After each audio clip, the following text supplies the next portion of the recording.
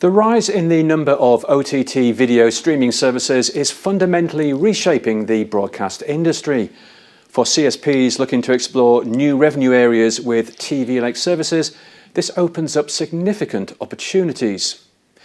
Joining me today to discuss the pros and cons of telco-originated streaming are Larsson, CEO of Varnish Software, and Craig-McFeely, Strategy and Marketing Director at Interxion. Gentlemen, thank you both for joining us on Telecom TV today. Thanks for having us. Lars, if I can start with yourself, can you break down the important technology areas that are needed for video streaming and explain where Varnish Software sits in this stack? Okay, to try to make it short and simple, what you need to be able to stream something is that you need a feed of some kind of stream, whether that's a live camera or whether that's a pre-recorded video. You need a piece of technology to basically encode this stream. And then you need some kind of software to actually push this out through the network and the infrastructure, whether that's a CDN and whether that's your own sort of lines. And Varnish Software is actually a piece of software that sits between the encoding mechanism and what basically pushes or helps the clients fetch the video content to the end user. And why is that important? What is the significance of this? I mean, for us, what we're trying to help our customers with is to make sure that the video you get is best possible quality and it gets delivered without any latency. And of course, for the producer of the video or the OTT company, what we're helping them with is to be able to deliver a lot of video at good quality at very low cost. So that's the space we're in. And Richard, what about Interxion? Because you're a co-location data center company. How do you help and assist the streaming sector? It's really all about connectivity. We have over 50 highly connected data centers. And for each of our data centers, we build a connectivity community that includes carriers, ISPs, CDNs, internet exchanges, and also actually connectivity to the cloud. And for all of the technology that Lars is bringing to the market, that is going to operate over highly connected networks, and we provide the infrastructure that enables the contribution of the video, but also the distribution of the video for OTT streaming across those CDNs and ISPs. Now, as we mentioned, this is a fast-moving and highly disruptive area. What trends are we seeing in the sector at the moment? Because it seems every month or so it moves on. Yes. Well, I think there's a number of different ways to look at it. Firstly, there's consumer behaviour, and if you look at ourselves and what we do on a daily basis and the amount of time we spend on our phones and iPads, and the day in the UK when it was the Wimbledon final, the Cricket World Cup final, and I think it was the Formula One all on the same day, that was consumer behaviour really telling you what's driving this. And then, of course, the actual content owners themselves, whether it's the sports content owners or increasingly the classic content owners like Disney, who are deciding to move away from using partners as in broadcasters to go direct to consumer with their Disney Plus service. That's also changing the landscape massively. So as you say, almost every week there's another bit of news about somebody doing something new. Lars, what trends are you seeing from your perspective? I mean, first of all, what we see is companies reinventing themselves, trying to find new avenues of revenue, coming up, creating new services. That's, of course, on the meta level, which is challenging us in different ways. But what we're also seeing is what you mentioned about this increase, the traffic peaks that are continuing to grow and that impacts our customers' infrastructure, their costs, etc., etc. So both the sort of meta trends, but also the everyday events that are accumulated are posing real challenges to some of our customers. And I think an additional point is the traditional broadcast engineers have done a fabulous job because our expectations are very high.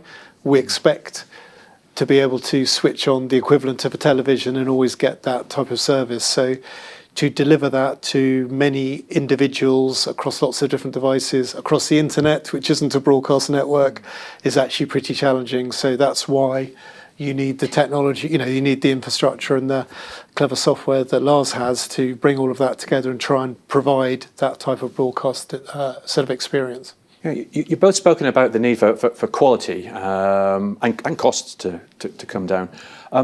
For some of the well-known direct streaming companies, specialist companies, Netflix obviously comes to mind here, they're purely focused on providing this service. That's the one business they're in, and they do it very well. Is it even possible, given all the requirements and the quality requirements, is it even possible for someone like a telco, who is a multi-service company, to compete with the specialists like Netflix? You're talking in terms of the actual delivery? Yeah. Because there are two parts of this. One is the content, of course, but the technical delivery. I mean, absolutely. I mean, telcos, they do have long experience from operations and operating very complex system that has to be operational 24/7. They know what real-time communication means. They've been doing that for ages. So they do have some assets which are quite unique. And also operating the telco stacks from the past was highly or much more complicated than it is to operate a video rig or doing video distribution. So I definitely think there's a good opportunity for them if they want to go down that route, definitely. So Richard, telcos are able to operate in this business and can compete on quite equal terms? I think so, yeah. You're right, there's a lot of column inches given to organisations like Netflix, but those types of organisations are successful because they're very closely aligned with local telcos in the markets. That's how they do what they do. So if these OTT providers can do it, then I'm sure the telcos can as well. I think Lars is right. There's a very different story when it comes to actual content, because obviously the content budgets of some of these organisations are humongous, and I'm not sure how a telco could compete with that. So it is, to me, it is definitely the content. You need the platform which the telco can do, and then obviously the whole connectivity piece that the telco can do as well. We're going to talk about 5G in a moment, but there's other technologies at play here, like edge computing, where telcos are leveraging their access network strengths and moving functionality and compute really closer to consumers. Is this going to help them with streaming services? Absolutely. I mean, the big content distributors now, the reason why they're successful is that they get their content as close to the edge as they can, and then they leverage the local networks to get to as many eyeballs as they can, which that's really the job that the local telcos are doing. So, they can really play a part in that. And whether they choose to partner, whether they choose to compete, I guess those are business models they need to look at. But there's definitely a place for telcos in this business. So Lars, we can bring not just the content, but also the intelligence and the functionality to the edge. Yeah, I agree, and I would take it even further. I would say that telcos need to do this because they have this unique opportunity when they're now building out the 5G network. Because basically, from my laptop or my phone, I will have a 1 millisecond latency to the 5G base station. That's unique, and that could potentially give me 100 megabit of data per second, which is what you need to see 8K live sports. That's the sort of highest quality anyone has ever defined. So they can actually do that, and they are the only ones who can do it. So all they have to do is to build out their base station, make it more intelligent, have the opportunity to actually store content there. And what you also can do if you have this capability is that you can make it truly interactive, because it's almost real time. So you could do online betting, you can do things we haven't seen before. So not only is there an opportunity to be a part of this, but also to innovate and build completely new TV and video services. And so I'd say they have a better opportunity than anyone if they do it right. And what about 5G? Because we're seeing the commercial deployment of 5G starting now. It's going to be a couple of years before it gets widespread, and it'll be a few more years after that before it gets all the way through the core network. But we've already seen consumption of streaming media kind of going more towards mobile devices and on the move. So with that, coupled with the speed and low latency that 5G promises, are we ready for another disruptive shift here in streaming? I think it's simply going to mean that it's going to be easier to produce that broadcast level of sort of experience that everyone's used to because of the reasons that Lars has just mentioned, the bandwidth and the low latency, etc. I think it'll also make it easier to sync streaming with broadcast because that's one of the, there's quite a lot of issues around sports where, you hear a goal being scored before you get to see it. So I think the speed of 5G will certainly make a big difference there. And ultimately, the trickiest part is about getting the content from an edge location, like a highly connected data center, to the eyeballs, and that's really where the 5G fits in. So that's only going to improve the situation as far as I can see. You excited about 5G as well? Very. I think there will be so many opportunities, and also for consumers, it will bring us new services that we haven't seen before. Yeah, and also one of the other, actually, if you come back further in the earlier in the food chain, if you like, 5G is so robust and there's so much bandwidth that you can actually, instead of having outside broadcast trucks at sports events and all the equipment, you can actually use 5G for the actual live production side of things as well, which means that it may be much easier for consumers to actually get much closer to the action and start selecting cameras and doing lots of interesting things which you just wouldn't be able to do right now, but I think it's some very interesting possibilities.